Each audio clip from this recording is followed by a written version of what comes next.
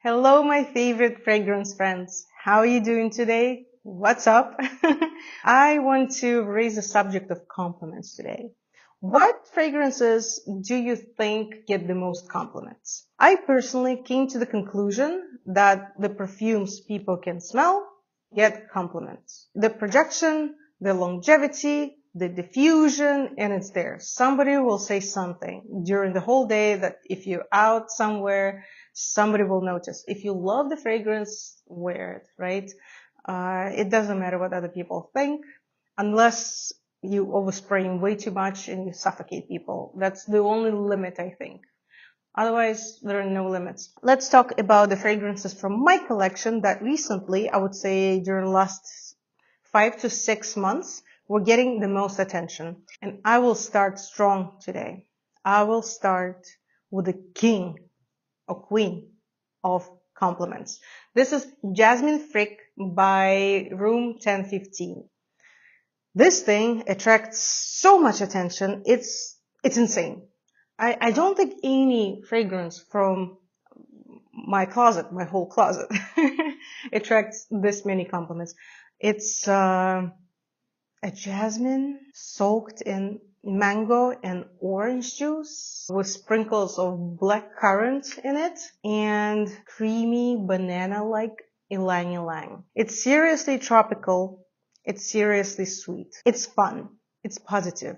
If you've been lacking positivity in your life recently, this is something that can actually help you. It's pretty sweet, so it's not everybody's cup of tea, but sometimes we all need some jasmine freak in our lives. And I do recommend at least to try it because this is the most positive bringing life jasmine that I know. If that guy is too much for you, don't worry, I got you. If you like something a little bit more classy and less sweet, but still white floral, this is Dosson by Diptyque. Look, I have this really cool bottle of this amazing color. It was a limited edition, but the fragrance is the same. It's a tuberose with orange blossom. It's such a nice combo. This is Eau de Toilette version, by the way. The diffusion is great. It doesn't last too long. I think I would say up to 4 to 6 hours until it disappears. But I don't really expect too much from this because it just projects like crazy, and I don't want to smell like too much of a fragrance for way too long because I personally get tired. So I think for a very intense perfume, this is great. And I recommend this one. Sometimes we forget about it for some reason. I don't hear a lot of people talk about Dosson, but it's a great tuberose, freshened up by orange blossom, maybe a little bit of orange peel even, like a fruit, with a little bit of bitterness. It's beautiful. It's really, really nice. I keep forgetting about it, but it's just good. If you want something really classic and office friendly, this is Levant by Ormonde Jayne. It's also orange blossom, but it's very different. It's paired with a bitter mandarin. I also smell something a little bit green about it. It's kind of hard to describe this perfume because it's so just dense, everything is so well glued together. It's hard to describe separate notes. It just smells like this fragrance, and I love that too. So this is more, yes, office friendly, everyday signature fragrance that still brings compliments, and actually from some people who are actually from the fragrance world. So not random people who don't smell as much perfumes as we do, right? I got multiple compliments from people from the industry.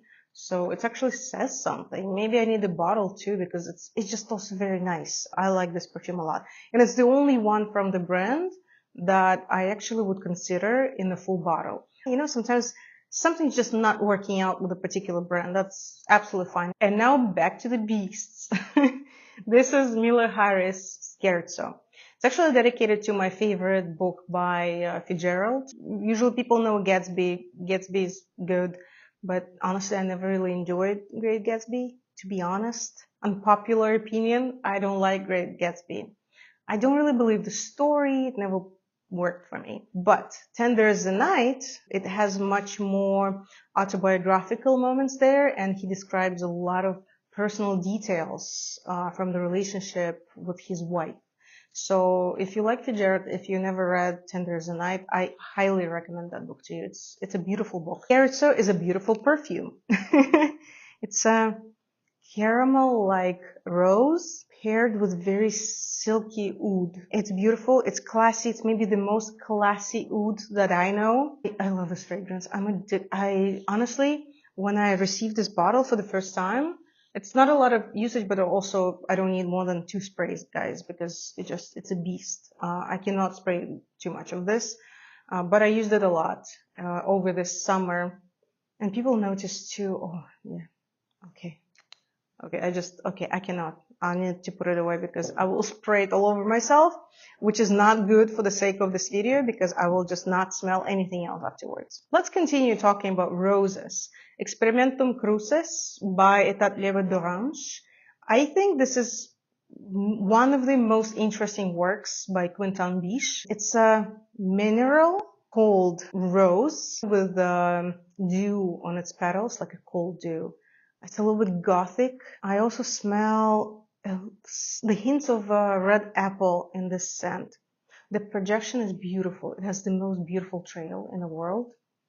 For some reason, I noticed that, at least on me, people compliment roses. I don't know why. I never thought I'm a rose girl, but I noticed that a lot of times when people notice my scent, it's a rose scent. Somehow. I love this one. And this is my favorite from the brand overall. Okay, maybe no. Okay, no, not true. My favorite is like this. Yeah, like this I think is the best fragrance by Etat Libre d'Orange. This is number 2 probably, but it's still great. And it's also kind of a little bit spicy, but it's very cold. This cold dark blue color. It makes sense for the bottle for the scent because it's a cold scent and I love it about it. Now the unexpected. I know, guys, I've been on you with Serge Lutens recently. I use so many Serge Lutens fragrances for my videos, but I want you to congratulate me because we are finally reunited with Feminite du Bois. I've been thinking about this for last maybe 5 years, and recently I was like, okay, just get that scent and just stop it. Stop it. Those doubts, do I need it? Do I not? Do I need it? Just chill, Kate. Just get the fragrance and be done with it. And I was thinking, oh, maybe I should find the old version, the vintage Feminite, because it must be much better. And then I watched reviews by other bloggers who also Serge Lutens fans, and they say that actually the new version is really, really good. And it's not much different from older, like 10-year-old versions that they have in their collection. So I decided, why not? I'll just do it. It's a woody, smoked plum with spices, with incenses. It's so mysterious. It's a fragrance that, I don't know, there's a story behind it. There is something behind it. It's like nobody would pick this fragrance just without a reason. That's the act, the whole act around it. It's the first fragrance, number 1 of the brand, and it makes sense. I'm so happy I have it. And I didn't expect people to compliment it, but they do. They do. Even though projection is not very strong, French perfumery is often just for yourself. You try to be like not too much, try to be classy with a good taste. And classy usually doesn't mean huge projection when everybody can smell you from the next room, right?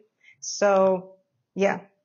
It's a good scent, and unexpectedly it gets compliments too. And the last fragrance, unfortunately discontinued one, and the one that is I don't know, it's not everybody's cup of tea. I actually just heard Shannon. Hi Shannon, if you're watching. I guess she bought it. Maybe she heard my reviews of it because I love this scent, and she trusted me and she got it and she didn't like it. But 1996, it's a very specific fragrance for very specific people.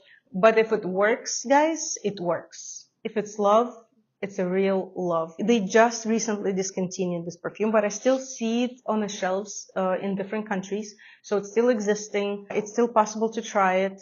This is the perfume equivalent of coziness. Every time I smell it, I feel like I'm taking a trip to Scandinavia, you know. It's woody. It's powdery. It's it smells like a luxurious store, you know, a luxury store of a brand that makes leather and suede clothes. It smells like that. I also smell a very dusty patchouli note, you know, which makes it interesting. And yeah, leather, maybe suede. It's so good, and it's very unusual.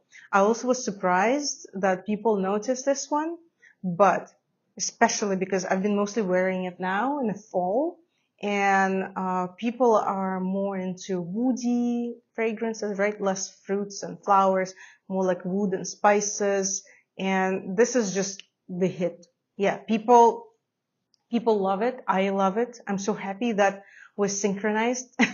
You know, they love it. I love it. Everybody's happy. Perfect. So, yeah, I do recommend to try this one before it disappears from everywhere. Okay, guys, what fragrances bring compliments to you? Maybe some surprising ones, like with me. Some fragrances I didn't even think would bring me compliments, but they did. Tell me, I'm curious, and I'll see you soon. Bye bye.